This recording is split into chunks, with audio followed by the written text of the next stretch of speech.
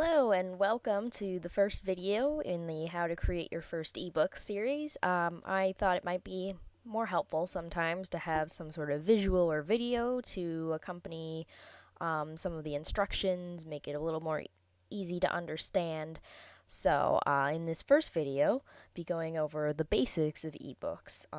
I've listed in the book files and folders that should be in an ebook, and here I'm going to show you what it looks like in the code version um, based on the sample EPUB that I've provided.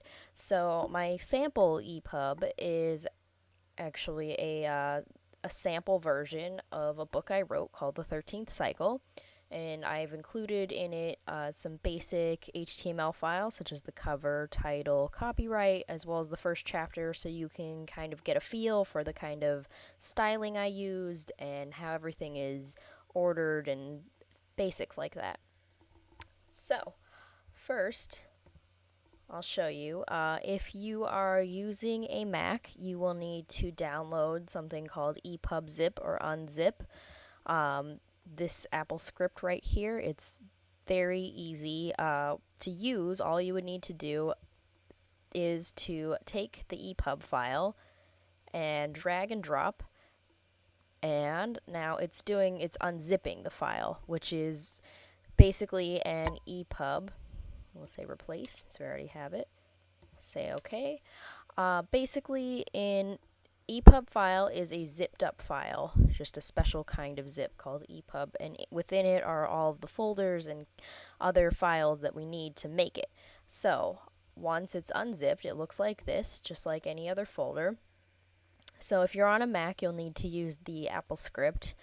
If you are on a PC, however, all you need to do is change the EPUB to zip, and then double click on this and it will open up and look exactly like this. It won't work because I'm using a Mac, but I promise you it'll work on a PC. If you don't want to use this way, there's a program called Sigil that makes it really easy. We'll open it up right now. Let me zip this up again. That makes it really easy to go and look at all the files without actually having to open it. You can still work with the code, but you don't need to do any extra steps to get there, and it saves it all as an EPUB for you. And Sigil will always open up too. It always has a blank one, you'll see. So anyway, but first we'll go back to the file. If you wanted to use something like Text Wrangler, both Sigil and Text Wrangler are free. You can go in and you'll see the folders. We'll go into text, and we'll go to an HTML file.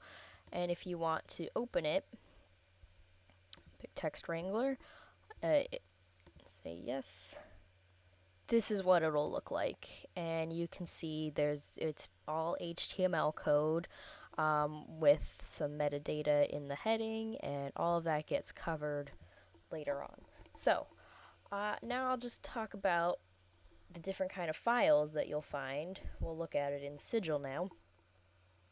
So the main file of an EPUB is called the OPF file. This has to be in every single one. You can call it whatever you want. I've seen it labeled as content, .opf, or sometimes the ISBN number, or anything really, as long as it's an OPF. And in it, you can see there's a lot of code. And what you'll see here is there's 4 sections. We'll actually go into this more in a little more detail later, but this basically tells the ebook or the e-reader, okay, this is the book we're reading, this is the order the files are in, this is all the files you need to read it, and just everything that the reader needs to know to make it look like the book we want it to look like. So next is the NCX file, also usually labeled toc.ncx. TOC stands for Table of Contents. And this file is what you see in, for example, Adobe Digital Editions here on the left-hand side. This is the NCX at work. It's the table of contents, and you have everything labeled here and what order you want it labeled and how it appears. Uh, Next is the container XML, which if we go back to this unzipped file, so sample is the name of my EPUB. It can be whatever you want it to be named. Usually when I submit it, I'll do an ISBN number. And we go into container. So that is just an XML file that goes into this thing called meta-inf, and that is standard for all EPUB files. You don't have to worry about it. We won't even look at it. There's nothing to mess around with there. It comes with it. Same goes for the MIME type file. It's another thing. It's the same for every kind of EPUB file. It has to be there. We don't want to change it.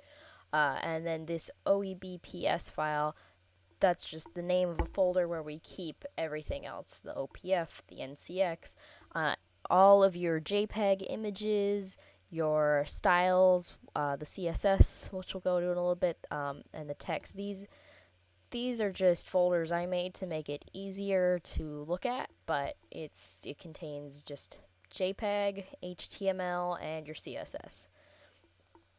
So, the CSS file, which we call here style.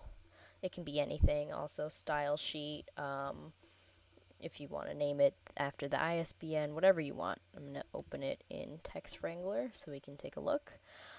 This is cascading style sheets, which we'll go into a little bit later, but it is the code that tells the ebook, like, these are how I want the fonts to look, the paragraph indents, headings, different spacing, colors, everything that relates to the style of the ebook, the formatting.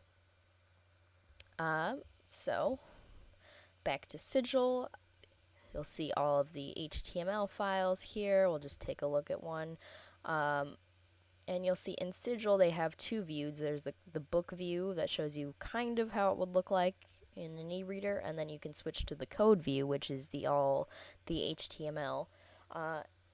And so you have to have a file for every chapter, and we'll go into more detail about that.